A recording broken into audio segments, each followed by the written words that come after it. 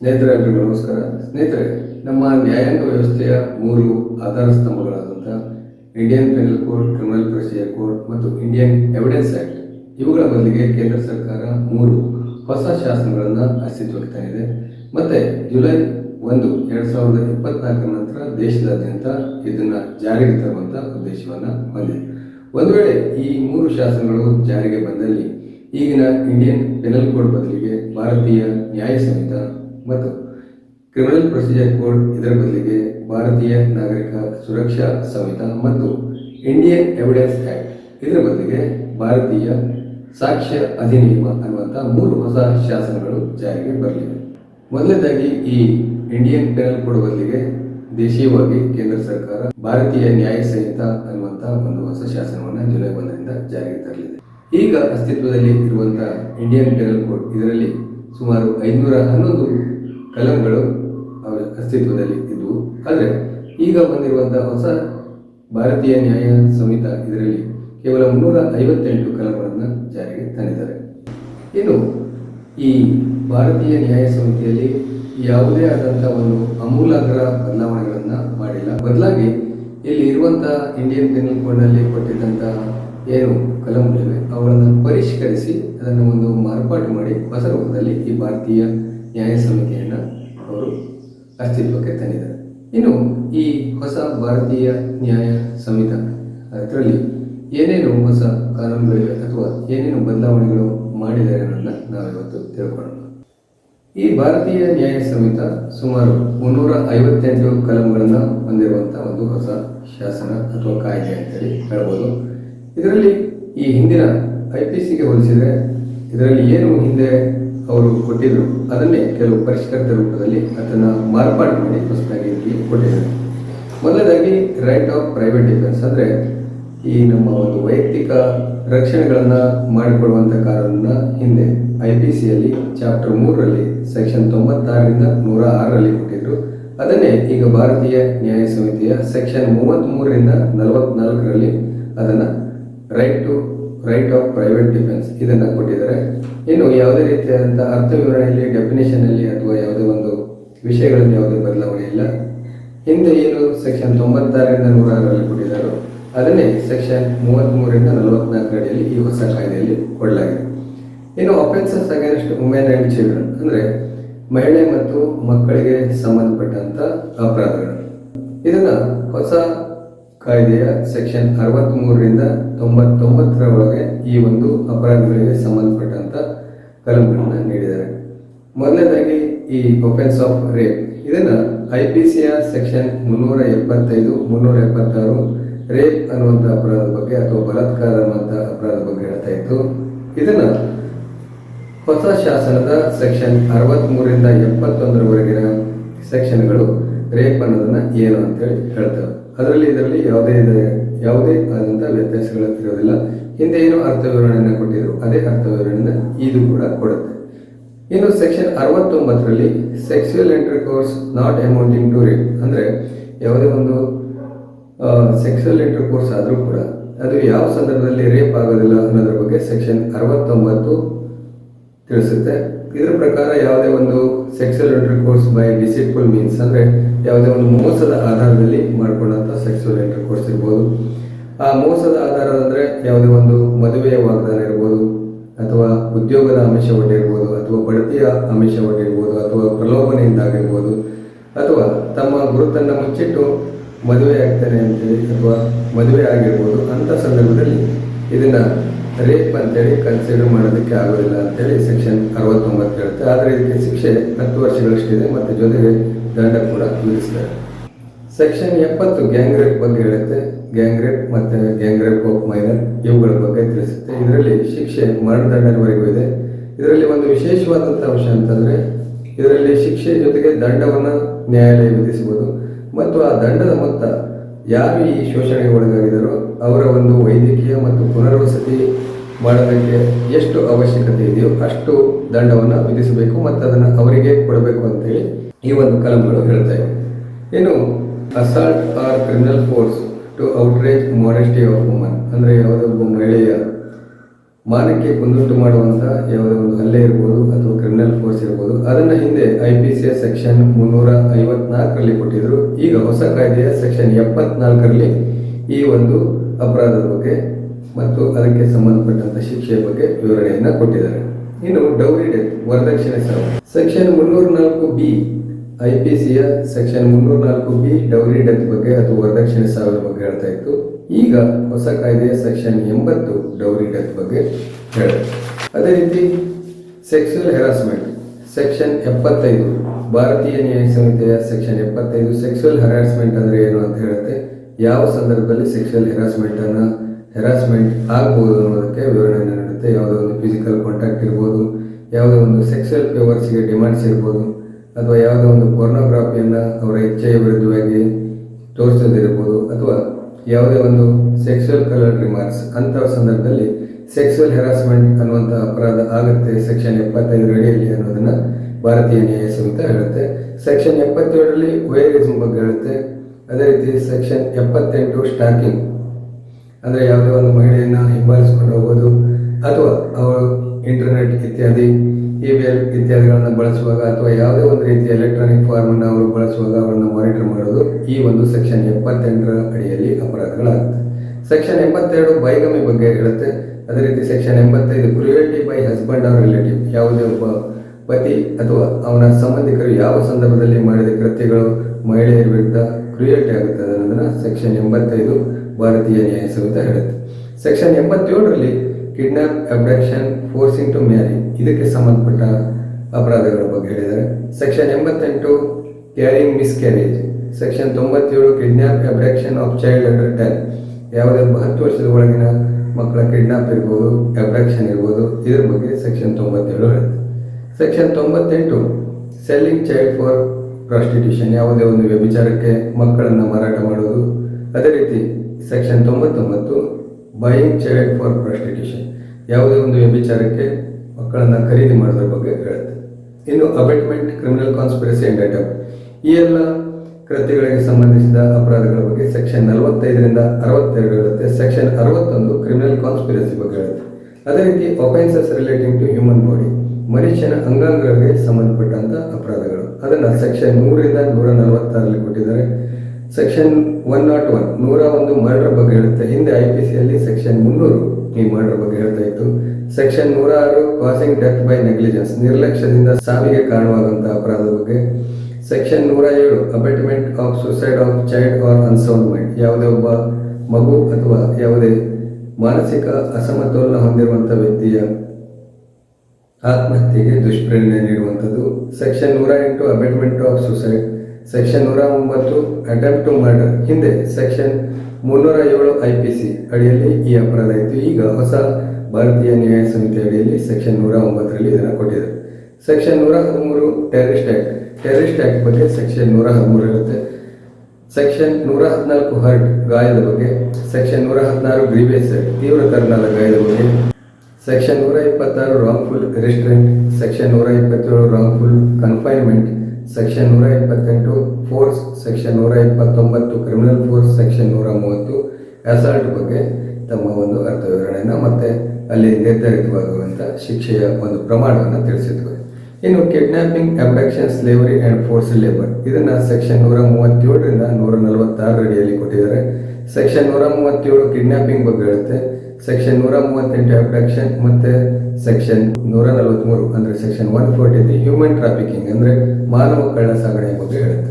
ಇನ್ನು offences against state, army, navy, air force section 147ರಿಂದ 168ರವರೆಗೆ. ಇನ್ನು criminal conspiracy, waging war against state, offenses relating to elections, coins, currencies and stamps section 169ರಿಂದ 188ರವರೆಗೆ. ಇನ್ನು offenses against public tranquility ಅಂದರೆ ಸಾರ್ವಜನಿಕ ಶಾಂತಿಗೆ ಸಂಬಂಧಪಟ್ಟಂತ ಅಪರಾಧಗಳು, ಅದನ್ನು ಸೆಕ್ಷನ್ 189ರಿಂದ 197 ಅಡಿಯಲ್ಲಿ ಹೇಳಿದ್ದಾರೆ. ಸೆಕ್ಷನ್ 189 ಅನ್ಲಾಫುಲ್ ಅಸೆಂಬ್ಲಿ ಬಗ್ಗೆ ಹೇಳುತ್ತೆ. ಸೆಕ್ಷನ್ 191 ರಿಯಾಟಿಂಗ್ ಬಗ್ಗೆ ಹೇಳುತ್ತೆ. ಇನ್ನು offenses relating to public servants section 198ರಿಂದ 205ರವರೆಗೆ ಹೇಳುತ್ತೆ. Section 204 personating a public servant ಅದರ ಬಗ್ಗೆ ಹೇಳುತ್ತೆ. ಯಾವುದೇ ಒಬ್ಬ ಸಾರ್ವಜನಿಕ ಅಧಿಕಾರಿಯಾಗಿ ವೇಷ ಧರಿಸಿಕೊಂಡು ಮಾಡುವಂಥ ಅಪರಾಧಗಳ ಬಗ್ಗೆ ಹೇಳುತ್ತೆ. ಇನ್ನು of contempt of lawful authority of public servant, ಇನ್ನು ಯಾವುದೇ ಒಬ್ಬ ಸಾರ್ವಜನಿಕ ಅಧಿಕಾರಿಯ ಅಧಿಕಾರಕ್ಕೆ ಸಂಬಂಧಪಟ್ಟ ಹಾಗೆ ಅದನ್ನು ನಿಂದನೆ ಅಥವಾ ಅದನ್ನು ಉಲ್ಲಂಘನೆ ಮಾಡಿದರೆ ಅದಕ್ಕೆ ಯಾವ ರೀತಿ ಶಿಕ್ಷೆಯನ್ನು ವಿಧಿಸಬೇಕು ಅನ್ನೋದನ್ನ ಸೆಕ್ಷನ್ 206ರಿಂದ 226 ಅಡಿಯಲ್ಲಿ ಹೇಳಿದ್ದಾರೆ. ಅಂದರೆ ಯಾವುದೇ ಒಂದು ಸರ್ವಿಸ್ ಆಫ್ ಸಮನ್ಸನ್ನು, ಅಂದರೆ ಸಮನ್ಸನ್ನು ತಗೊಳ್ಳೋದನ್ನು ಅವಾಯ್ಡ್ ಮಾಡುವಂಥದ್ದು ಇರ್ಬೋದು, ಅಥವಾ ಯಾವುದೇ ಒಂದು ಸ್ಟೇಟ್ಮೆಂಟಿಗೆ ಸೈನ್ ಹಾಕೋದನ್ನು ಅಥವಾ ಸಹಿ ಹಾಕೋದನ್ನು ನಿರಾಕರಿಸುವಂಥದ್ದಿರ್ಬೋದು. ಇಂಥದೆಲ್ಲ ಅಪರಾಧಗಳು ಸೆಕ್ಷನ್ 206ರಿಂದ 226 ಅಡಿಯಲ್ಲಿ ಬರುತ್ತವೆ. ಇನ್ನು section 221 obstructing public servant in discharge of public functions, ಯಾವುದೇ ಒಬ್ಬ ಸಾರ್ವಜನಿಕ ಅಧಿಕಾರಿ ಅಥವಾ ಸರ್ಕಾರಿ ಅಧಿಕಾರಿ ತಾನು ತನ್ನ ಅಧಿಕಾರವನ್ನು ಚಲಾಯಿಸುವಾಗ ಅವನಿಗೆ ತಡೆಯನ್ನುಂಟು ಮಾಡಿದರೆ ಯಾವ ರೀತಿ ಅಪರಾಧ ಆಗುತ್ತೆ ಅನ್ನೋದನ್ನು ಸೆಕ್ಷನ್ 221 ಇರುತ್ತೆ. ಇದನ್ನು IPCಯ ಸೆಕ್ಷನ್ 353 ಅಡಿಯಲ್ಲಿ ಕೊಟ್ಟಿದೆ. ಅದನ್ನೇ ಈಗ ಸೆಕ್ಷನ್ 271 ಭಾರತೀಯ ನ್ಯಾಯ ಸಂಹಿತೆ ಹೇಳುತ್ತೆ. False evidence and offences against public justice, ಅಂದರೆ ಸುಳ್ಳು ಸಾಕ್ಷ್ಯ ನೀಡೋದು ಮತ್ತು ಈ ಒಂದು ಪಬ್ಲಿಕ್ ಜಸ್ಟಿಸ್ ಸಿಸ್ಟಮ್ನಲ್ಲಿ ಮಾಡುವಂಥ ಅಪರಾಧಗಳು. ಇದನ್ನು ಸೆಕ್ಷನ್ 227ರಿಂದ 269 ಅಡಿಯಲ್ಲಿ ಕೊಟ್ಟಿದ್ದಾರೆ. ಸೆಕ್ಷನ್ 227 ಗಿವಿಂಗ್ ಫಾಲ್ಸ್ ಎವಿಡೆನ್ಸ್, ಅಂದರೆ ಯಾವುದೇ ಒಬ್ಬ ವ್ಯಕ್ತಿ ಸುಳ್ಳು ಸಾಕ್ಷ್ಯವನ್ನು ನೀಡುವುದು ಹೇಗೆ ಅಪರಾಧ ಆಗುತ್ತೆ ಅನ್ನೋದನ್ನು ಸೆಕ್ಷನ್ 227 ಹೇಳುತ್ತೆ. ಸೆಕ್ಷನ್ 228ರಲ್ಲಿ ಫ್ಯಾಬ್ರಿಕೇಟಿಂಗ್ ಫಾಲ್ಸ್ ಎವಿಡೆನ್ಸ್, ಯಾವುದೇ ಒಂದು ಸುಳ್ಳು ಸಾಕ್ಷ್ಯವನ್ನು ಅವರು ಅದನ್ನು ರಚನೆ ಮಾಡೋದ್ರ ಬಗ್ಗೆ ಹೇಳುತ್ತೆ. 232ರಲ್ಲಿ threatening a person to give false evidence, ಅಂದರೆ ಯಾವುದೇ ಒಬ್ಬ ವ್ಯಕ್ತಿಗೆ ಸುಳ್ಳು ಸಾಕ್ಷ್ಯ ಹೇಳುವಂತೆ ಬೆದರಿಕೆ ಹಾಕಿದಾಗ ಯಾವ ಸಂದರ್ಭದಲ್ಲಿ ಅದು ಅಪರಾಧ ಆಗುತ್ತೆ ಅನ್ನೋದನ್ನ ಸೆಕ್ಷನ್ 232 ಹೇಳುತ್ತೆ. 234 issuing or signing false certificate, ಯಾವುದೇ ಒಂದು ಸುಳ್ಳು ಪ್ರಮಾಣ ಪತ್ರವನ್ನು ಕೊಡೋದಾಗಲಿ ಅಥವಾ ಸಹಿ ಮಾಡೋದಾಗಲಿ ಮಾಡಿದರೆ ಯಾವ ರೀತಿ ಅಪರಾಧ ಆಗುತ್ತೆ ಅಂತ ಹೇಳುತ್ತೆ. Section 235 using as true certificate known to be false, ಯಾವುದೇ ಒಂದು ಪ್ರಮಾಣ ಪತ್ರವನ್ನು ಅದು ಸುಳ್ಳು ಅಂತ ಗೊತ್ತಿದ್ರೂ ಅದನ್ನು ಬಳಕೆ ಮಾಡೋದನ್ನು ಯಾವ ರೀತಿ ಅಪರಾಧ ಆಗುತ್ತೆ ಅನ್ನೋದನ್ನ ಹೇಳುತ್ತೆ. ಸೆಕ್ಷನ್ 249ರಲ್ಲಿ ಹಾರ್ಬರಿಂಗ್ ಅಫೆಂಡರ್ಸ್, ಯಾವುದೇ ಒಬ್ಬ ಅಪರಾಧಿಗೆ ಆಶಯವನ್ನು ಕೊಡೋ ಬಗ್ಗೆ ಹೇಳುತ್ತೆ. Section 250 taking gift etcetera to screen and offender from punishment, ಯಾವುದೇ ಒಬ್ಬ ವ್ಯಕ್ತಿಗೆ ಶಿಕ್ಷೆ ಆಗದೇ ಇರುವ ಹಾಗೆ ರಕ್ಷಣೆ ಮಾಡುವ ಉದ್ದೇಶದಿಂದ ಯಾವುದೇ ಒಂದು ಗಿಫ್ಟನ್ನು, ಅಂದರೆ ಉಡುಗೊರೆಯನ್ನು ಸ್ವೀಕರಿಸೋದ್ರ ಬಗ್ಗೆ ಹೇಗೆ ಅಪರಾಧ ಆಗುತ್ತೆ ಅನ್ನೋದನ್ನು ಹೇಳುತ್ತೆ. ಇನ್ನು offences affecting public health, safety, convenience, decency and morals, ಇದನ್ನು ಸೆಕ್ಷನ್ 280ರಿಂದ ಸೆಕ್ಷನ್ 297 ಅಡಿಯಲ್ಲಿ ಕೊಟ್ಟಿದ್ದಾರೆ. ಸೆಕ್ಷನ್ 270 ಪಬ್ಲಿಕ್ ನ್ಯೂಸೆನ್ಸ್ ಅಂದರೆ ಏನು ಅಂತ ಹೇಳುತ್ತೆ. ಅದೇ ರೀತಿ section 271 negligent act likely to spread infection of disease dangerous to health, ಅಂದರೆ ಯಾವುದೇ ಒಬ್ಬ ವ್ಯಕ್ತಿಯ ನಿರ್ಲಕ್ಷ್ಯದಿಂದ ಸಾರ್ವಜನಿಕರಿಗೆ ಅಥವಾ ಪಬ್ಲಿಕ್ಕಿಗೆ ಜೀವಕ್ಕೆ ಗಂಡಾಂತರಕಾರಿಯಾಗುವಂಥ ಯಾವುದೋ ಒಂದು ರೋಗವನ್ನು ಹರಡುವಲ್ಲಿ ಏನಾದರೂ ಅಪರಾಧಗಳು ಸಂಭವಿಸಿದೆ. ಅದೇ ರೀತಿ ಸೆಕ್ಷನ್ 273ರಲ್ಲಿ ಡಿಸೊಬಿಡಿಯನ್ಸ್ ಆಫ್ ಕ್ವಾರಂಟೈನ್ ರೂಲ್ಗೆ ಯಾವುದೇ ಒಂದು ಅವಿಧೇಯತೆಯನ್ನು ತೋರಿಸಿದರೆ, ಕ್ವಾರಂಟೈನ್ ಅಂದರೆ ಏನು ಅನ್ನೋದನ್ನ ನಾವು ಈಗಾಗಲೇ ಕೊರೋನಾ ಅವಧಿಯಲ್ಲಿ ನೋಡಿದ್ದೇವೆ. ಅದಕ್ಕೆ ಸಂಬಂಧಪಟ್ಟ ಕೂಡ ಸೆಕ್ಷನ್ 273ರಲ್ಲಿ ಹೊಸ ಕಾಯ್ದೆಯನ್ನು ತಂದಿದ್ದಾರೆ. ಅದೇ ರೀತಿ ಸೆಕ್ಷನ್ 274ರಲ್ಲಿ adulteration of food and drink intended for sale, ಅಂದರೆ ಮಾರಾಟದ ಉದ್ದೇಶದಿಂದ ಯಾವುದೇ ಒಂದು ಆಹಾರವನ್ನು ಅಥವಾ ಪೇಯವನ್ನು ಕಲಬೆರಕೆ ಮಾಡಿದರೆ.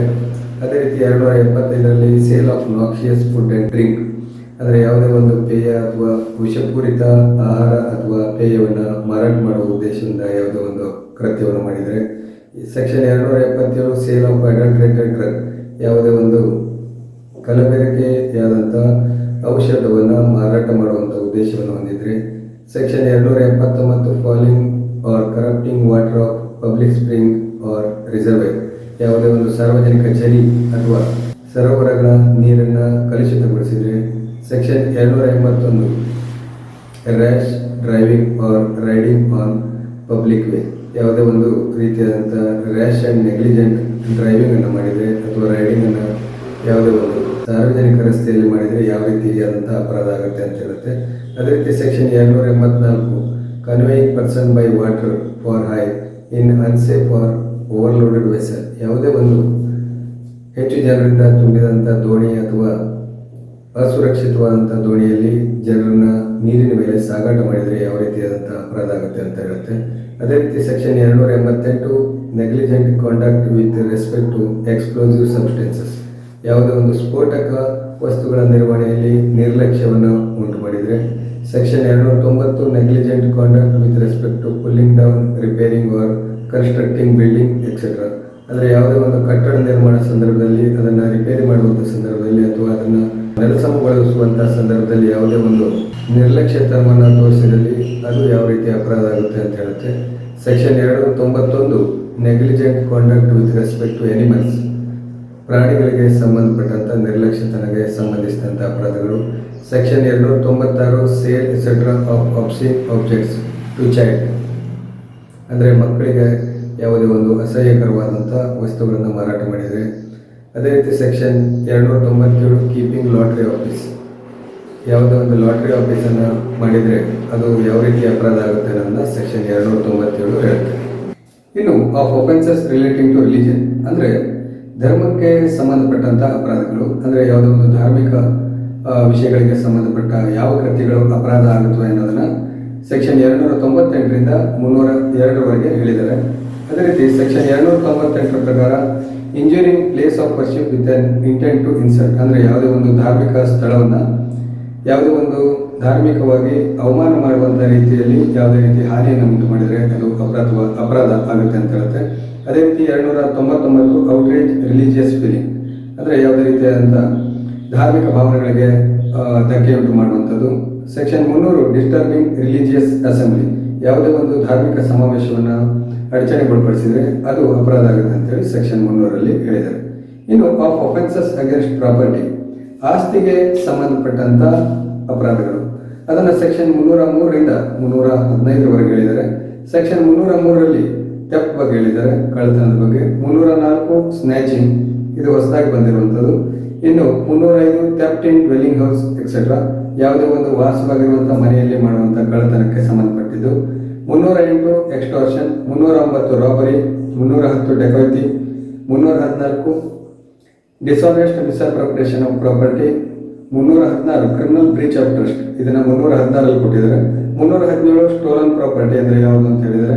318 ಚೀಟಿಂಗ್, ಇದನ್ನು IPCಯಲ್ಲಿ 420ರಲ್ಲಿ ಕೊಟ್ಟಿದ್ದರು. 319ರಲ್ಲಿ ಚೀಟಿಂಗ್ ಬೈ ಪರ್ಸೋನೇಷನ್, ವೇಷವನ್ನು ಧರಿಸಿ ಮೋಸವನ್ನು ಮಾಡುವಂಥದ್ದು.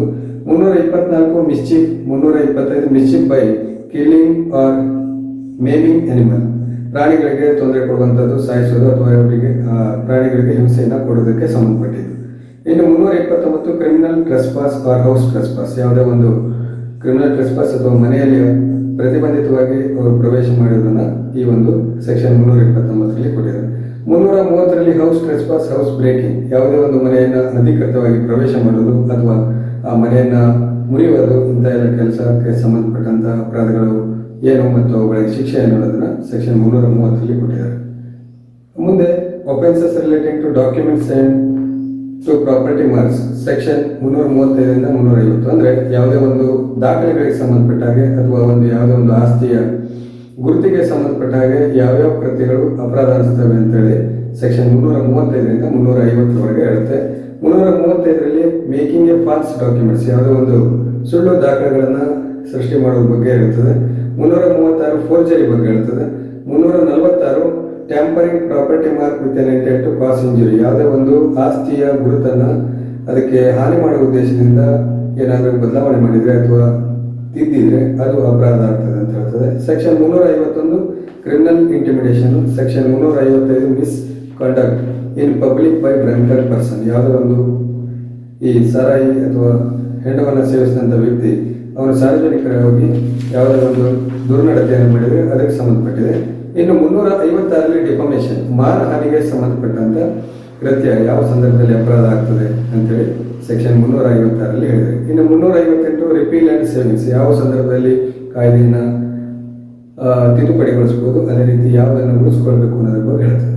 ಇದು ಈ ಹೊಸದಾಗಿ IPCಯ ಬದಲಾಗಿ ಜಾರಿಗೆ ತರ್ತಾ ಇರುವಂಥ ಭಾರತೀಯ ನ್ಯಾಯ ಸಂಹಿತ ಇದರ ಮುಖ್ಯ ಅಂಶಗಳು ಅಂತೇಳಿ ಹೇಳ್ಬೋದು. ಇದು ಒಂದು ವೇಳೆ ಜುಲೈ 1, 2024ಕ್ಕೆ ಜಾರಿಗೆ ಬಂದರೆ ದೇಶದಾದ್ಯಂತ IPC ಬದಲಾಗಿ ಇದೇ ಭಾರತೀಯ ನ್ಯಾಯ ಸಂಹಿತ ಜಾರಿಯಲ್ಲಿರ್ತದೆ ಮತ್ತು ಇದರ ಆಧಾರದಲ್ಲಿ ನಮ್ಮ ನ್ಯಾಯಾಂಗ ವ್ಯವಸ್ಥೆ ಕೂಡ ನಡೀತದೆ. ಇನ್ನು ಈ ಹೊಸ ಶಾಸನದಲ್ಲಿ ಸಿಡಿಷನ್ ಅಂದರೆ 124A ನಲ್ಲಿ IPCನಲ್ಲಿ ಏನು ಸಿಡಿಷನ್ ಅಂತ ಒಂದು ಕಾಯ್ದೆ ಇತ್ತು ಅಥವಾ ಒಂದು ಅಪರಾಧ ಇತ್ತು, ಅದಕ್ಕೆ ಸಂಬಂಧಪಟ್ಟದ ಯಾವುದೇ ಒಂದು ಕಾಯ್ದೆಯನ್ನು ಇದರಲ್ಲಿ ಮಾಡಿಲ್ಲ. ಅದೇ ರೀತಿ ಅಡಲ್ಟ್ರಿಯನ್ನು ಈಗಾಗಲೇ ಕೈ ಬಿಡಲಾಗಿದೆ, IPCಯಲ್ಲೇ ಕೈ ಬಿಡಲಾಗಿದೆ. ಇದರ ಹೊರತಾಗಿ ಅನ್ಯಾಚುರಲ್ ಸೆಕ್ಸ್ ಏನು ಈ ಒಂದು ಅಪರಾಧ IPCಯಲ್ಲಿ ಇತ್ತು ಅದನ್ನು ಕೂಡ ಕೈ ಬಿಟ್ಟಿದ್ದಾರೆ. ಅದರ ಬದಲಾಗಿ ಬೇರೆ ಒಂದು ಕಾಯ್ದೆ ಕಾನೂನುಗಳನ್ನು ರೂಪಿಸಿದ್ದಾರೆ. ಅದಲ್ಲದೆ ಹ್ಯಾಂಡ್ ಕಪ್ಪಿಂಗ್, ಯಾವುದೇ ಒಂದು ಕೈಕೊಳ ತೊಡಿಸುವುದನ್ನು ಈ ಹ್ಯಾಬಿಚುವಲ್ ಅಥವಾ ಈಗ ರೆಗ್ಯುಲರ್ ಆಗಿ ಅಪರಾಧಗಳನ್ನು ಮಾಡುವವರಿಗೆ ಆ ರೀತಿ ಅವಕಾಶ ಇದೆ. ಇನ್ನು ಸೆಕ್ಷನ್ 106 ಕ್ಲಾಸ್ 2ರಲ್ಲಿ ಒಂದು ವಿಶೇಷವಾದಂತಹ ಒಂದು ಶಾಸನವನ್ನು ರೂಪಿಸಿದ್ದಾರೆ. ಹಿಟ್ ಅಂಡ್ ರನ್ ಕೇಸ್ಗಳಲ್ಲಿ ಯಾವುದೇ ಒಬ್ಬ ವ್ಯಕ್ತಿ ರ್ಯಾಶ್ ಅಂಡ್ ನೆಗ್ಲಿಜೆಂಟ್ ಡ್ರೈವಿಂಗ್ನಿಂದ ಯಾವುದೇ ಒಂದು ವ್ಯಕ್ತಿಯ ಸಾವಿಗೆ ಕಾರಣನಾಗಿ ಅದನ್ನು ಪೊಲೀಸರಿಗಾಗಲಿ ಅಥವಾ ಮ್ಯಾಜಿಸ್ಟ್ರೇಟ್ಗಾಗಲಿ ಅದನ್ನು ರಿಪೋರ್ಟ್ ಮಾಡದೇ ಹೋದಲ್ಲಿ ಆ ಒಬ್ಬ ವ್ಯಕ್ತಿಗೆ 10 ವರ್ಷಗಳವರೆಗೆ ಶಿಕ್ಷೆ ಮತ್ತು ದಂಡವನ್ನು ಸಹ ವಿಧಿಸುವಂಥ ಒಂದು ವಿಶೇಷ ಪ್ರಾವಿಧಾನವನ್ನು ಸೆಕ್ಷನ್ 106 ಕ್ಲಾಸ್ 2ನಲ್ಲಿ ಮಾಡಿದ್ದಾರೆ. ಹಾಗಾಗಿ ಈ ಎಲ್ಲ ಬದಲಾವಣೆಗಳೊಂದಿಗೆ ಸಂಕ್ಷಿಪ್ತಗೊಳಿಸಿ ಕೇವಲ 358 ಸೆಕ್ಷನ್ಗಳನ್ನು ಒಳಗೊಂಡಿರುವಂಥ ಭಾರತೀಯ ನ್ಯಾಯ ಸಂಹಿತ ಜುಲೈ 1ರಿಂದ ಭಾರತದಾದ್ಯಂತ ಜಾರಿಗೆ ಬರುವಂಥ ಸಾಧ್ಯತೆ ಇದೆ. ಹಾಗಾಗಿ ಇನ್ನು ಮುಂದೆ ನಾವು ಇದೇ ಆಧಾರದಲ್ಲಿ ನಮ್ಮ ಒಂದು ನ್ಯಾಯಾಂಗ ವ್ಯವಸ್ಥೆ ಕೂಡ ನಡೆಯುವುದರಿಂದ ಇದನ್ನೇ ಗಮನದಲ್ಲಿಟ್ಟುಕೊಂಡು ಮತ್ತು ಇದೇ ಆಧಾರದಲ್ಲಿ ನಾವು ನಮ್ಮ ಕಾನೂನು ವ್ಯವಸ್ಥೆಯನ್ನು ಕಾಪಾಡಿಕೊಳ್ಬೇಕಾಗ್ತದೆ. ಇದು ಹೊಸ ಭಾರತೀಯ ನ್ಯಾಯ ಸಂಹಿತ, ಇದಕ್ಕೆ ಸಂಬಂಧಪಟ್ಟಂಥ ವಿವರಗಳು. ವಿಡಿಯೋ ಚೆನ್ನಾಗಿದ್ದರೆ ಸಬ್ಸ್ಕ್ರೈಬ್ ಮಾಡಿ ಮತ್ತು ಶೇರ್ ಮಾಡಿ. ಧನ್ಯವಾದ.